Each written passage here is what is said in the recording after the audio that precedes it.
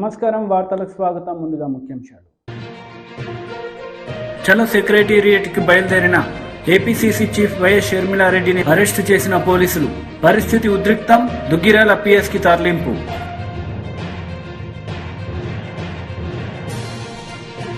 కాంగ్రెస్ నేత Jaggareddy press meet, పలు అంశాలపై వివరణ.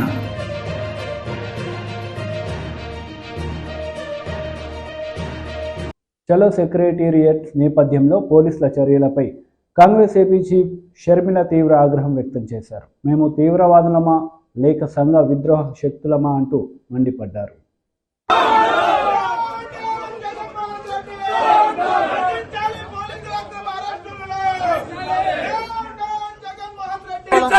రాజశేఖర రెడ్డి గారి ఆత్మ ఎలా తీసుకుంటారు?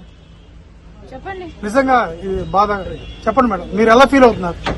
అమ్మ ఎలా ఫీల్ అవుతుంది, నాన్న ఎలా ఫీల్ అవుతాడు ఈ సంఘటన చూసి? ఆయన ఆత్మ శోభిస్తూనే ఉంటది, అమ్మ కూడా బాధపడతారు.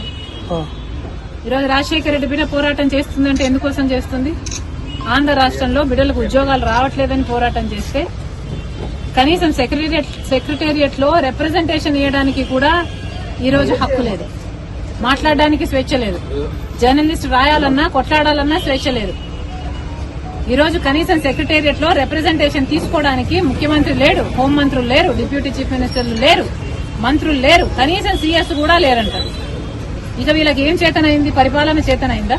వీళ్ళకి స్పెషల్ స్టేటస్ తేవడం చేతనైందా? పోలవరం ప్రాజెక్టు పూర్తి చేయడం చేతనైందా? విశాఖ స్టీల్ ప్రైవేటైజ్ అయిపోతుంటే దాన్ని ఆపడం చేతనైతుందా? క్యాపిటల్ సిటీ కట్టడం చేతనైతుందా? కనీసం మెట్రో అన్న తేయడం చేతనైందా? రైతులు ఆత్మహత్యలు చేసుకుంటున్నారు, అప్పుల పాలైపోతున్నారు, కనీసం పంట బీమా ఇవ్వడం కూడా చేత కాలేదు. బిడ్డలు ఆత్మహత్యలు చేసుకుంటున్నారు, ఉద్యోగాలు లేవు, నోటిఫికేషన్లు ఇవ్వడం కూడా చేత కాలేదు. రాజశేఖర రెడ్డి గారు వదిలి వెళ్లేసిన ప్రాజెక్టులు పూర్తి చేయడం కూడా చేత కాలేదు. మరి ఇదేనా రాజశేఖర రెడ్డి గారి వారసత్వం అంటే? ఆలోచన చేయాలి. ప్రజల కోసం కొట్లాడుతున్నాం మేము ఈ రోజు కనీసం కనికరం లేకుండా, మహిళలను చూడకుండా రాత్రి నన్ను పార్టీ ఆఫీస్ లోనే ఉండేటట్టు చేశారు. పాపం కదా? ఒక ఆడపిల్లని ఇలా చేయడం పాపం కదా? పాపమే. ఆంధ్ర రాష్ట్ర ప్రజలకు, ఆంధ్ర రాష్ట్ర యువతకు చేస్తున్నది వీళ్ళు పాపమే. ముఖ్యంగా ప్రతిపక్షాలు, జర్నలిస్టులు ఇంతగా కొట్లాడుతున్నా కూడా కొట్లాడ కనీసం వీళ్ళ చిత్తశుద్ధిని కూడా ఈ రోజు గౌరవించకుండా ఈ రోజు ఇట్లా గాయపరిచి. మేడం, మీ ఆర్కే గారు మళ్ళీ జాయిన్ అయ్యారు మంగళగిరిలో. నిన్న మీ అప్పటి మేడం ఫోన్ చేశారా లేదా? ఈ నిరంకుశత్వాన్ని ఎలా తీసుకుంటారు? జగన్మోహన్ రెడ్డి, జగన్మోహన్ రెడ్డి,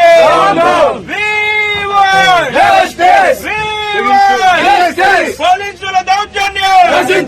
మేడం, రాజశేఖర రెడ్డి గారి ఆత్మ రాజశేఖర రెడ్డి గారి ఆత్మ ఎలా తీసుకుంటారు? చెప్పండి. నిజంగా ఇది బాధ. చెప్పండి మేడం, మీరు ఎలా ఫీల్ అవుతున్నారు? అమ్మ ఎలా ఫీల్ అవుతుంది, నాన్న ఎలా ఫీల్ అవుతాడు ఈ సంఘటన చూసి? ఆయన ఆత్మ శోభిస్తూనే ఉంటది, అమ్మ కూడా బాధపడతారు. ఈరోజు రాజశేఖర రెడ్డి బిడ్డ పోరాటం చేస్తుందంటే ఎందుకోసం చేస్తుంది? ఆంధ్ర రాష్ట్రంలో బిడ్డలకు ఉద్యోగాలు రావట్లేదని పోరాటం చేస్తే కనీసం సెక్రటేరియట్ లో రిప్రజెంటేషన్ ఇవ్వడానికి కూడా ఈ రోజు హక్కు లేదు, మాట్లాడడానికి స్వేచ్ఛ లేదు, జర్నలిస్ట్ రాయాలన్నా కొట్లాడాలన్నా స్వేచ్ఛ లేదు.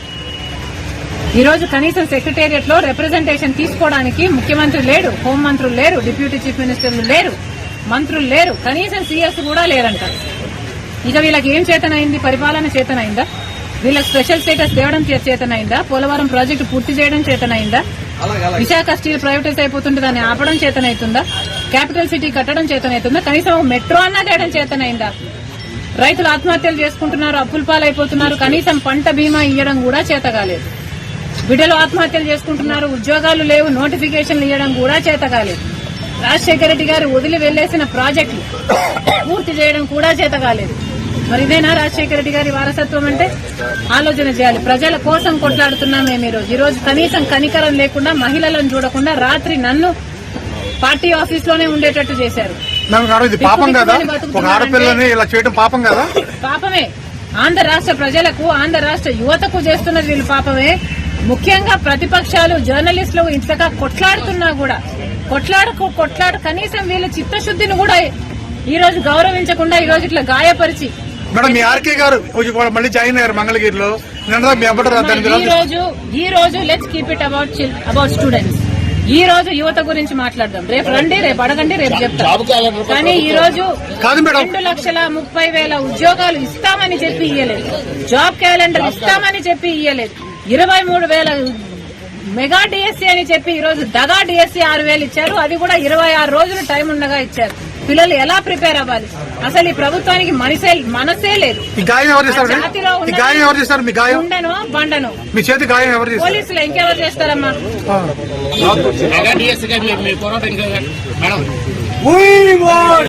About students. ఈ రోజు యువత గురించి మాట్లాడదాం. రేపు రండి, రేపు అడగండి, రేపు చెప్తాం. కానీ ఈ రోజు 2,30,000 ఉద్యోగాలు ఇస్తామని చెప్పి ఇయ్యలేదు. జాబ్ క్యాలెండర్ ఇస్తామని చెప్పి ఇయ్యలేదు. 23,000 మెగా డిఎస్సీ అని చెప్పి ఈ రోజు దగా డిఎస్సీ 6,000 ఇచ్చారు. అది కూడా 26 రోజులు టైం ఉండగా ఇచ్చారు. పిల్లలు ఎలా ప్రిపేర్ అవ్వాలి? అసలు ఈ ప్రభుత్వానికి మనసే లేదు. జాతిలో ఉండను బండను మీ చేతి గాయం ఎవరు చేస్తారు? పోలీసులు ఇంకెవరు చేస్తారమ్మా?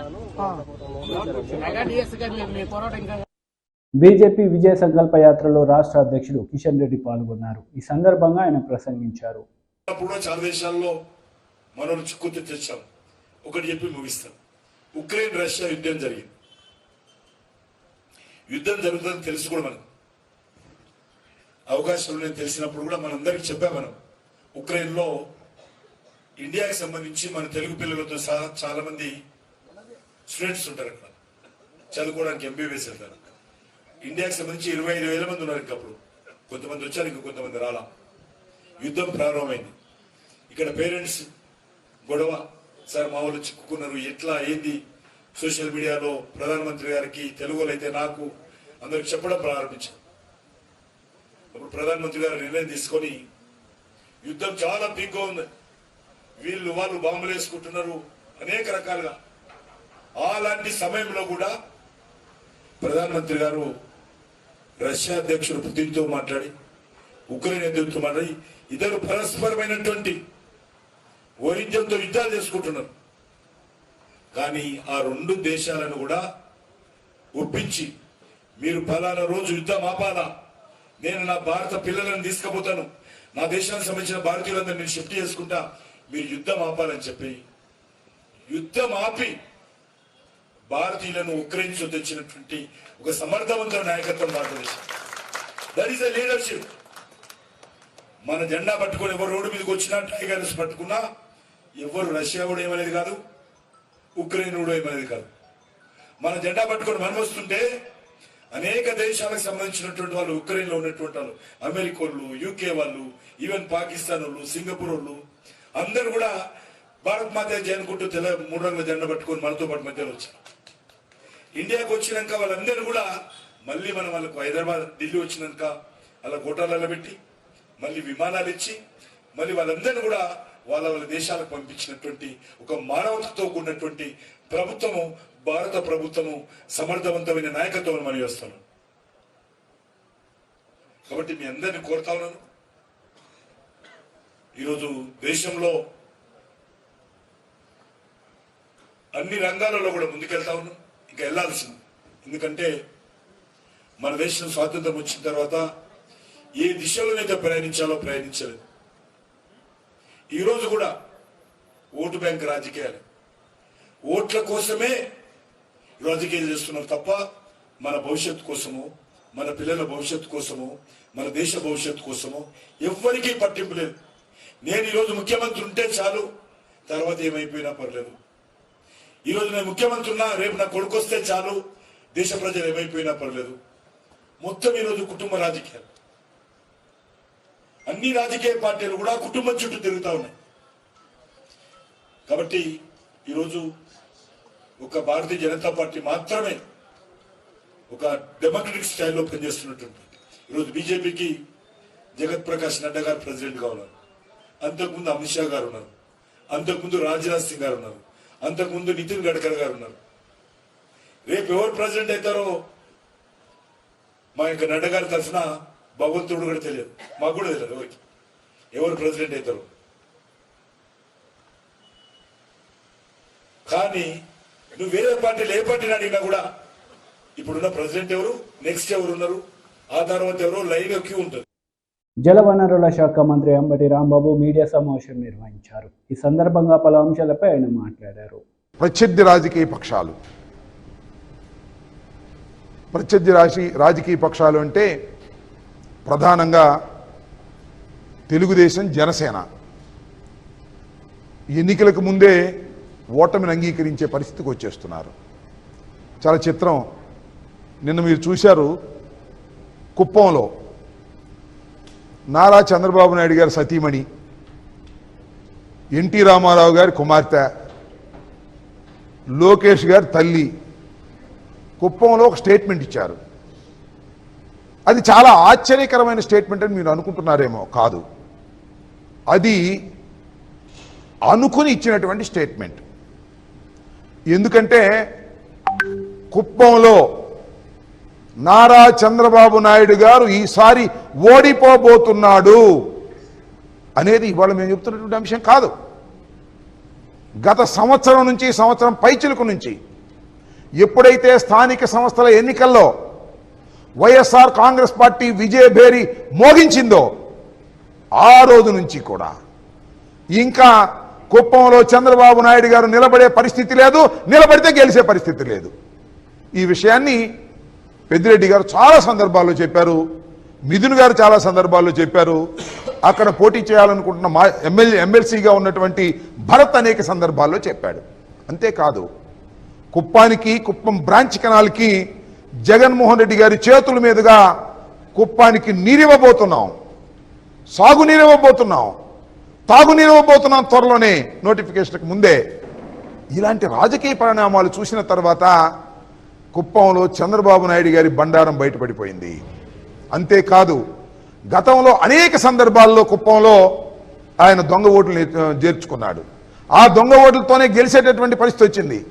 మొన్న జరిగినటువంటి వెరిఫికేషన్లో సాధ్యమైనంత వరకు కుప్పంలో చేర్చినటువంటి దొంగ ఓట్లన్నీ కూడా తీసి పక్కన పెట్టి జెన్యూన్ ఎన్నిక జరగబోతా ఉన్నది. ఈ జెన్యూన్ ఎన్నికను ఎదుర్కోలేక చంద్రబాబు నాయుడు గారి బండారం అంతా ప్రజలకు తెలిసిపోయిన తర్వాత, మళ్ళా తిరిగి ఆయన ముఖ్యమంత్రి అయ్యే పరిస్థితి లేదని అర్థమైన తర్వాత కుప్పంలో కూడా చంద్రబాబు నాయుడు గారిని ఓడించటానికి ప్రజలు సిద్ధమయ్యారని అన్ని సర్వేలు చెప్పిన తర్వాత నిలబడి ఓడిపోవడం కంటే రెస్ట్ తీసుకోవడం మంచిదనే నిర్ణయానికి చంద్రబాబు నాయుడు గారు వచ్చారని చెప్పడానికి నిన్న భువనేశ్వరి గారు మా వారైనటువంటి నారా చంద్రబాబు నాయుడు గారిని చాలాసార్లు గెలిపించారు, ఇక ఆయన రెస్ట్ తీసుకుంటాడు, నేను పోటీ చేస్తానని చెప్పేటటువంటి పరిస్థితికి వచ్చింది. అంటే ఇది ప్రీ ప్లాన్డ్గా ఒక విధంగా ఓటమిని అంగీకరించేటటువంటి పరిస్థితికి వారు వచ్చారనే విషయాన్ని దయచేసి అందరూ తెలుసుకోవాల్సిందిగా కోరుతూ ఉన్నాను. దీనికి తోడు మొన్న ఎక్కడో అదేది శంఖారామా లోకేష్ గారు మాట్లాడుతుంట శంఖారామంలో మా నాన్న ముసలోడు అంటారా, చంద్రబాబు నాయుడు గారిని పట్టుకొని ముసలోడు అంటారా మీరు అని ఫైర్ అయ్యాడు. ఎవరి మీద ఫైర్ అంటే ఫైర్ గాలే, అదేదో ఆయన ధోరణిలో ఆయన అయ్యాడు జగన్మోహన్ రెడ్డి గారి మీద. అదేమంటే మా నాన్నతో పాటు కొండెక్కుతావా అన్నాడు. ఇవాళ ఏందయ్యా బాబు, నాకు అర్థం కాలేదు. మీ అమ్మగారు భువనేశ్వర్ గారు ఏం చెప్పారు, రెస్ట్ తీసుకోమంటే ఏంటి, వయసు మీరిపోయింది, ఇక నువ్వు రెస్ట్ తీసుకోండి సార్, చక్కగా కింద ఇంటికాడ కూర్చుని కృష్ణారామం అనుకునే పరిస్థితి వచ్చింది. మీరు ఇక కొండలు ఎక్కలేరు, బండలు మోయలేరు, జగన్మోహన్ రెడ్డి గారి మీద అసలు ఫైటు చేయలేరు, కాబట్టి సర్దుకోమనేమో మీ అమ్మ చెబుతుంటే మీ నాన్నేమో కొండెక్కించాలని చూస్తున్నావు నువ్వు. ఇది ఆలోచించమని మనవి చేస్తున్నా. ఏదో లోకేష్ గారు ఇష్టం వచ్చినట్టుగా మాట్లాడేటటువంటి పద్ధతుల్లో మాట్లాడుతున్నాడు. ఇవాళ టోటల్గా అర్థమవుతున్నది ఏమిటంటే, టోటల్గా చంద్రబాబు నాయుడు గారి పార్టీ భూస్థాపితమయ్యేటటువంటి పరిస్థితులు వచ్చాయి. ఈ పరిస్థితిని తెలుసుకున్న తర్వాత యుద్ధం చేయటం కన్నా యుద్ధం చేయకోకుండా పక్కనుంటే మంచిదని నారా చంద్రబాబు నేను పోటీ చేస్తే గెలిచేవాడని చెప్పుకోవడానికి వీలుగా ఇవాళ కుప్పం నుంచి తప్పుకునేటువంటి పరిస్థితికి వచ్చిందనే విషయాన్ని దయచేసి ముఖ్యంగా తెలుగుదేశం పార్టీకి చెందినటువంటి కార్యకర్తలు గుర్తుపెట్టుకోవాలని మనం చేస్తున్నాం. కుప్పంలోనే పోటీ చేయలేనివాడు, కుప్పంలోనే గెలవలేనివాడు ఆంధ్ర రాష్ట్రంలో తెలుగుదేశాన్ని అధికారంలోకి తీసుకొస్తాడు అని మీరు నమ్మితే మీకన్నా పెద్ద అమాయకులు ఎవరూ లేరు అనే విషయాన్ని minister Tummala Nageswara Rao press meet నిర్వహించారు. ఈ సందర్భంగా పలు అంశాలపై ఆయన మాట్లాడారు. బాధ్యతను ఆ రోజులో కూడా తీసుకున్నాము. ఆ టర్మ్లో కూడా ఖమ్మం యొక్క అభివృద్ధి మీరు కళ్ళారా చూశారు. ఆ అభివృద్ధిని మననం చేసుకుంటూనే ఆయా పరిస్థితుల్లో రానటువంటి ప్రజలకు ఆమోదయోగ్యమైనటువంటి వ్యక్తులు, అదేవిధంగా నన్ను ఎన్నికల్లో ఖమ్మం ప్రజానీకం ఒకే మాట అడిగింది, మాకు ప్రశాంతమైనటువంటి ఖమ్మం కావాలి, కబ్జాలు లేనటువంటి ఖమ్మం కావాలి, బెదిరింపులు లేనటువంటి ఖమ్మం కావాలి, అరాచకం లేనటువంటి ఖమ్మం కావాలి, అవినీతి లేనటువంటి ఖమ్మం కావాలి అని చెప్పి ఖమ్మం ప్రజలు ముక్త కంఠంతో అన్ని రాజకీయ పార్టీలు, మీ అనుకున్నటువంటి మనుషులు, మీతోటి పాటు మీ అనుకున్నటువంటి మనుషులు కూడా కోరుకున్నటువంటి సందర్భం మొన్న ఎన్నికలు. దానివల్ల సోనియా గాంధీ గారు ఇచ్చినటువంటి మాట, రాహుల్ గాంధీ గారి ఈ దేశానికి రాజకీయ అవసరం, అదేవిధంగా కాంగ్రెస్ పార్టీ ఈ రాష్ట్రంలో గెలవాల్సినటువంటి అవసరం. ముఖ్యంగా గత 5 సంవత్సరాల్లో ఈ రాష్ట్రంలో అన్ని వ్యవస్థలను కూడా విచ్ఛిన్నం చేసి చిన్నాభిన్నమై పరిపాలన లేకుండా కేవలం స్వార్థం కోసం, స్వలాభం కోసం, సొంతం కోసమే రాజకీయాలు నడిపినటువంటి పద్ధతిని వ్యతిరేకించినటువంటి నన్ను కాంగ్రెస్ పార్టీ హక్కును చేర్చుకొని మళ్ళీ నాకు ఈ అవకాశం ఇచ్చారు. ఈ అవకాశం ఇవ్వడానికి నగర పార్టీ అధ్యక్షులుగా జావీద్ గారు, జిల్లా పార్టీ అధ్యక్షులుగా ప్రసాద్ గారు, అదేవిధంగా పెద్దలు బట్టి గారు, ముఖ్యంగా పిసిసి అధ్యక్షులు నేటి ముఖ్యమంత్రి రేవంత్ గారు, అదేవిధంగా కేంద్ర నాయకత్వం రాహుల్ గాంధీ గారు స్వయానా పిలిచి మీరు ఖమ్మంలో ఉండాలి అని చెప్పి పార్టీ నిర్ణయానికి అనుగుణంగానే నన్ను మీరందరూ కూడా ఇక్కడ నన్ను గెలిపించాలనుకునేటటువంటి కార్యకర్తలు ఎంతో పట్టుదలతోటి, కసితోటి, ఆనాడు ఎవరైనా బెదిరించినా కూడా బెదరకుండా, అదిరించినా కూడా అదరకుండా నిలబడి ఎన్నికలు జరిపారు. వాళ్ళందరికీ కూడా నేను కృతజ్ఞుడిగా ఉంటాను. ఇప్పుడు కూడా మీ డివిజన్లో ఉన్నటువంటి మొన్న కాంగ్రెస్కి పనిచేసినటువంటి కార్యకర్తలందరినీ కూడా మీరు కలుపుకెళ్లాల్సినటువంటి అవసరం ఉంది. తద్వారా కార్పొరేటర్గా మీ గౌరవం, కాంగ్రెస్ పార్టీ గెలవటం కోసం పనిచేసినటువంటి వాళ్ళ యొక్క గౌరవం, మర్యాద నేను తప్పకుండా చూడాల్సినటువంటి బాధ్యత పార్టీ మీద ఉంటుంది. కాబట్టి దయచేసి అందరం కలిసిమెలిసి ముందుకెళ్ళి అందరి గౌరవాన్ని కాపాడుకునేటటువంటి విధంగా మీరు మన ఎన్నికల్లో పనిచేసిన కాంగ్రెస్ కార్యకర్తల్ని హక్కును చేర్చుకోవాల్సినటువంటిది, వాళ్ళందరితోటి కలిసిమెలిసి ఉండాల్సినటువంటి అవసరం కార్పొరేటర్లుగా మీ బాధ్యత. భవిష్యత్తులో ఈ ఖమ్మం అభివృద్ధితోటి పాటు, రాజకీయ అవసరాలతోటి పాటు అందరినీ కలుపుకొని వెళ్లాల్సినటువంటి బాధ్యత జిల్లా పార్టీ అధ్యక్షులు, నగర పార్టీ అధ్యక్షులు చూసుకుంటారు.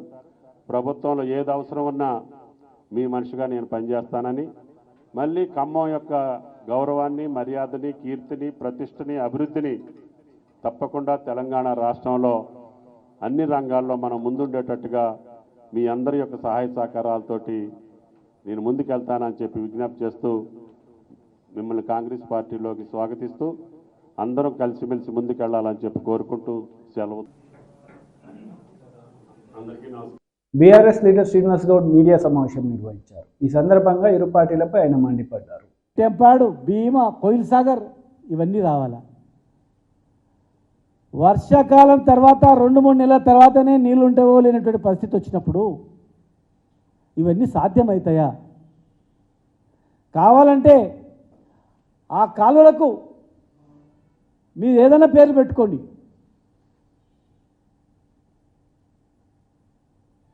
కృష్ణా శ్రీశైలంలో దాదాపు 290 టీఎంసీ నీళ్ళు ఉన్నటువంటి శ్రీశైలం ఈరోజు కూడా డెడ్ ఎండ్లో నీళ్ళు ఉన్నాయి. ఎండాకాలం కూడా లిఫ్ట్ తీసుకోవడానికి అక్కడ నీళ్ళు అవకాశాలు ఉన్నాయి. వర్షాకాలం తర్వాత 3 నెలల తర్వాత నీళ్ళు ఉంటావో లేనో ఉన్నటువంటి జూరాల కన్నా ఎన్ని అంతలు ఎక్కువ, అది ఒక 20-30 అంతలు ఎక్కువ ఉన్నటువంటి అంత పెద్ద ప్రాజెక్టులను వదిలిపెట్టి ఈ పైన బ్యారేజీల మీద బ్యారేజీలు కర్ణాటకలో కట్టుకుంటూ పోతా ఉన్నారు. మరి ఒకవేళ మీరు ఈ లిఫ్ట్ ద్వారా నీళ్ళు తీసుకొచ్చేటట్లుంటే కనీసం పైన ఆపండి, కట్టే ప్రాజెక్టులన్నా. అనవసరంగా ఆ ప్రాజెక్టును ఆపకుండా కొత్త ప్రాజెక్టులు ఏం లేకుండా ఈ ప్రాజెక్ట్ చేయడం వల్ల లాభం ఉండదు.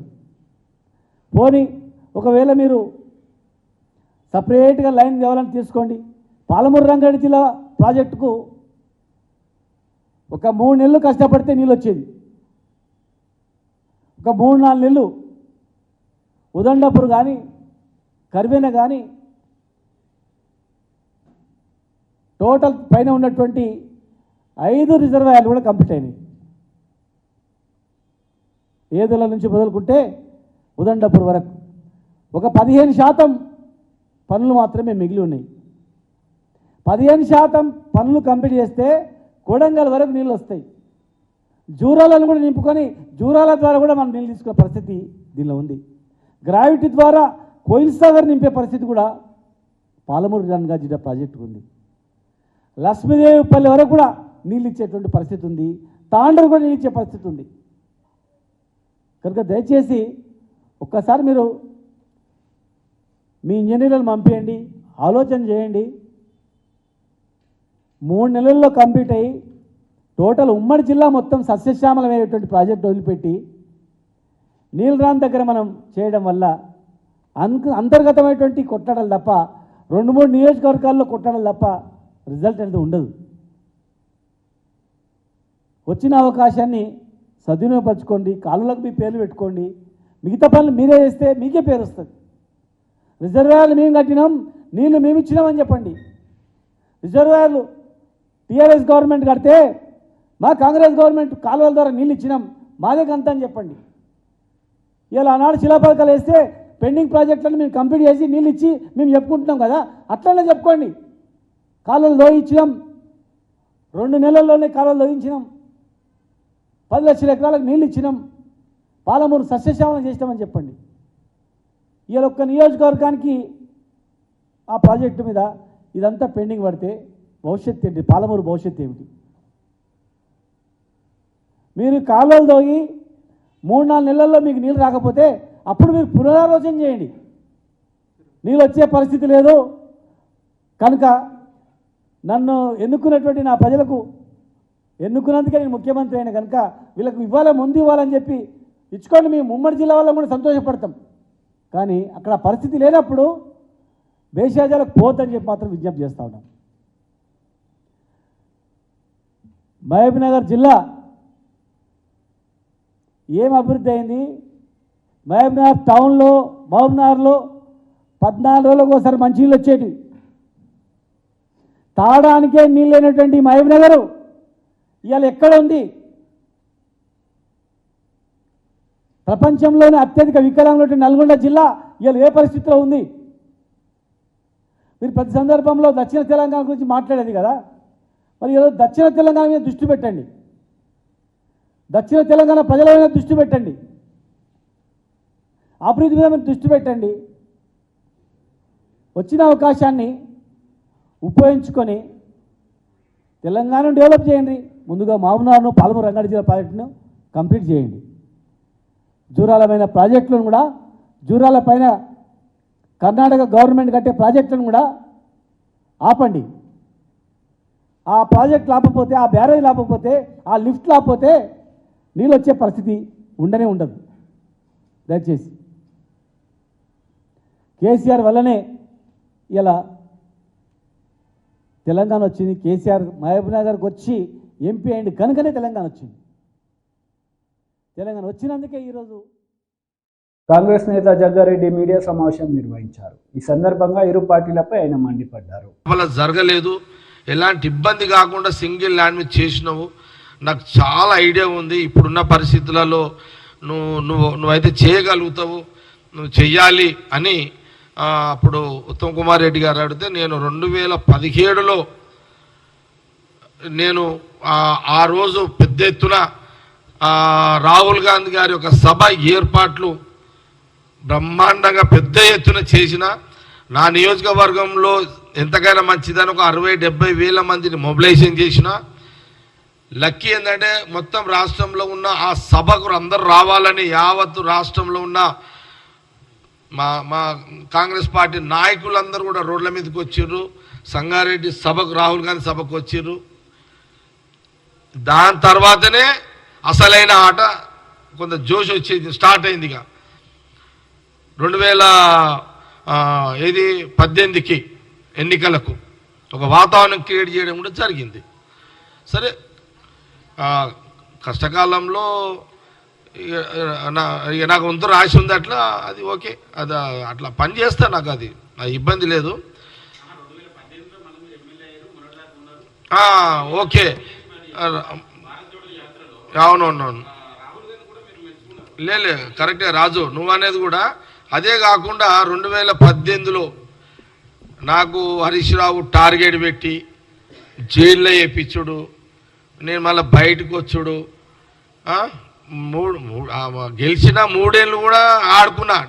ఏది ఆ ఉమ్మడి జిల్లాలో నేను కూడా హరీష్ తోడు ఆడుకున్నా, మినిస్టరే. దాన్ని హరీష్ రావు తట్టుకోలేకపోయింది. అమ్మ నేను మంత్రి ఉన్నాడే ఒకటి జిల్లాలో ఎమ్మెల్యే, అమ్మ జిల్లాలో నాకు ఎవడు అడ్డం లేడు, అమ్మ అడ్డిపోయిండు, పోలీసు వాళ్ళు వీని కంట్రోల్ చేయలేకపోతుర్రు, పోలీసు వాళ్ళతోటి ఈయన ఇబ్బంది పెట్టాలంటే పోలీసు వాళ్ళని అదలగొడుతున్నాడు, పోలీసు వాళ్ళని తిడుతున్నాడు, పోలీసు వాళ్ళని కూడా అటాక్ చేస్తున్నాడు. ఏదన్నా కార్యక్రమం పెట్టుకుంటే ధన్మని ప్రోటోకాల్ అమ్మ జగ్గారెడ్డి వస్తే ఏం గొడవ అవుతుంది అనే ఒక టెన్షన్ హరీష్ రావుకి. ఇదేం బతుకు అనే హరీష్ రావు ఆ డిస్టర్బెన్స్ అయిపోయాడు మొత్తం. ఇక అంతా పిచ్చోడు అయిపోయి ఏం చేద్దాం అనే దాంట్లో అది ఆ పంచాయతీ పాస్పోర్ట్ కాదు ఇక అందులో అందరూ ఆయన అది తీసుకొచ్చిండు, అరెస్ట్ చేసిండు. ఆ టైంలో ఇంకోటి చేసిన లేలే రాజు, నువ్వు చెప్పినావు. మళ్ళీ ఏంది ఎమ్మెల్సీ ఎలక్షన్స్, ఏది ఉమ్మడి జిల్లాలో కష్టకాలమే కదా. ఏది గెలిచిన తర్వాత గెలిచిన అంటే ఓడగొట్టాలని అప్పుడు బాగా ట్రై చేసిండు. నేను ఆ 3-4 ఏళ్ళు బాగా కష్టపడ్డా, గెలిచిన తర్వాత ఆడికించి ఇక మళ్ళీ కొత్త ఆట స్టార్ట్ అయింది. తర్వాత ఎమ్మెల్సీ ఎలక్షన్లో, ఏది లోకల్ బాడీ ఎమ్మెల్యే ఎలక్షన్లో నిర్మల నా భార్యని అప్పుడు నేను నా ఉమ్మడి జిల్లాలో, కేసీఆర్ సొంత జిల్లాలో, చక్రాలు తిప్పే హరీష్ రావు జిల్లాలో, చక్రాలు తిప్పుతాడంట కదా హరీష్ రావు, చక్రాలు దింపే హరీష్ రావు జిల్లాలోనే యునానిమస్ కావద్దని, కేసీఆర్ సొంత జిల్లాలో యునానిమస్ ఎమ్మెల్సీ యునానిమస్ కావద్దు, ఈడ కాంగ్రెస్ ఉన్న 230 ఓట్లు నేను అభ్యర్థిని పెట్టి, ఆ అభ్యర్థి నా భార్యను పెట్టి, నా భార్యగా కాంగ్రెస్ 230 ఓట్లు వేయించుకొని అదనంగా 9 ఓట్లు ఎక్స్ట్రా తీసుకొచ్చి నేను కాంగ్రెస్ పార్టీ యొక్క ఉనికిని కాపాడుకుంటూ వాళ్ళ ఉనికిని ఖతం చేసిన. సీఎం జిల్లాలో యునానిమస్ కాకుండా ఎమ్మెల్సీని కాంగ్రెస్ పార్టీ సత్తా ఉన్నది ఇడా అని చూపెట్టిన. 2 ఇప్పుడు మీరు ఇంకోటి అడిగారు, రాహుల్ గాంధీ జోడో యాత్ర నా నియోజకవర్గం మీద పోవడం నేను అదృష్టంగా భావించిన. నేను చాలా అదృష్టంగా రాహుల్ గాంధీ గారిని ఏమో ఒక 20 కిలోమీటర్లు నా ప్రాంతంలో నడుచుకుంటూ పోతున్నాడు అనేది అదృష్టంగా, రాజకీయమైన అదృష్టంగా భావించి బ్రహ్మాండమైన స్వాగతం. వార్తలు ముగించే ముందు ముఖ్యాంశాలు మరోసారి. చలో సెక్రటేరియట్ కి బయలుదేరిన ఏపీసీసీ చీఫ్ వైఎస్ షర్మిలారెడ్డిని అరెస్టు చేసిన పోలీసులు. పరిస్థితి ఉద్రిక్తం, దుగ్గిరాల పిఎస్ కి తరలింపు.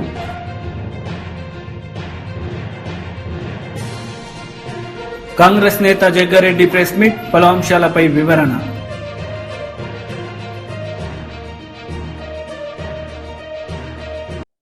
ఈ వార్తలు ఇంతటితో సమాప్తం. తిరిగి ప్రసారమయ్యే వార్తలు మళ్ళీ కలుద్దాం. అంతవరకు సెలవు, నమస్తే.